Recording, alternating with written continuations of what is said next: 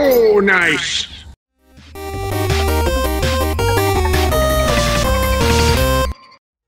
Hello, this is Eden with HelixxVR. Today I'll be giving you a sneak peek at Ubisoft's latest VR game, Space Junkies, or at least a beta of it. As such, some things are subject to change.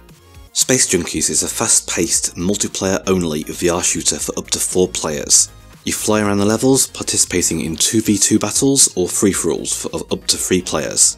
You can use the environment to your advantage, flying through small tunnels and moving obstacles. You can come at the enemy straight on, or sneak up on them by flying below or above their view.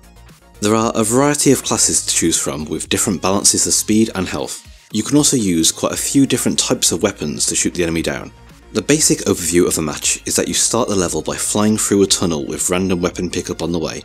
This can vary from a standard pistol, to a shotgun, to some slightly over-the-top weapons, such as a grenade slingshot, minigun and rocket launcher. You also have some default equipment on your back, which can be selected in the menu on your wrist, along with your class before the match. My personal loadout is a saber for close combat, and a scanner to find the enemy. Shields are also a popular option. When in the level proper, you fly around one of the 4 levels trying to hunt down the opposite team. Spread throughout the level are health and shield pickups, as well as extra weapons to find. One interesting feature of the game is that when your weapon is empty, it explodes, so you need to throw it away from your body and find a new one. It's a little different than the standard picking up more ammo.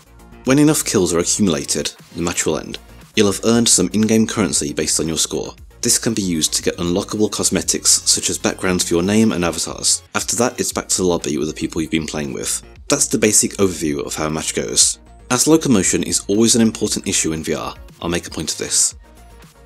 It's head-orientated smooth locomotion first. Controller-orientated is an option that's currently in testing, but it's designed around head-orientated. They've decided this for a couple of reasons. One is that you need to use both hands constantly, grabbing, aiming, reloading, throwing, and so on. People who are not switching equipment depending on the level cannot compete at a high level. As such, they've said it would be uncompetitive.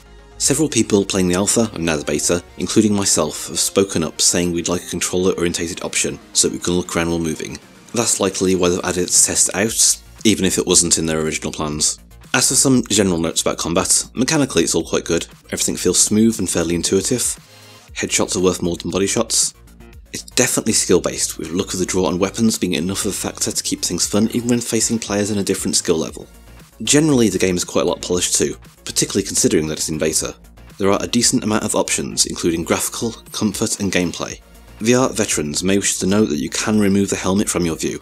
This is on by default to reduce motion sickness. One nice extra is a mode specifically for streamers with an overlay showing the points so far. Graphically it's all very good and the performance is great too. I found that this remains true no matter the graphical settings used. I am personally using a GTX 1080 though, I can't say how well it performs on lower cards. There are certainly some areas the game could improve on, such as weapon balance and parts of the interface. Being a beta which is still being worked on, I'll personally not hold that against it unless it doesn't improve. It hasn't really impacted the fun of the game, but it likely would for those playing competitively.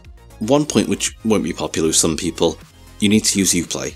The friend system and joining all works via Uplay, rather than say via Steam or Oculus, despite being on those platforms. That about wraps up this sneak peek of Space Junkies. At the time of publishing this review, we are not aware of the pricing of the game. I personally suggest it's worth a shot at $20 or lower, possibly a bit more. It's definitely a lot of fun, and being an Ubisoft game I don't imagine there will be problems filling up groups of 4 players. I'm reserving my final opinion though, depending on what the final version looks like, the cost, and how the player base takes to it. Once again, this was Eden from HelixxVR. If you'd like to see more content like this, please remember to like, subscribe, and if you really liked it, hit that alert button too.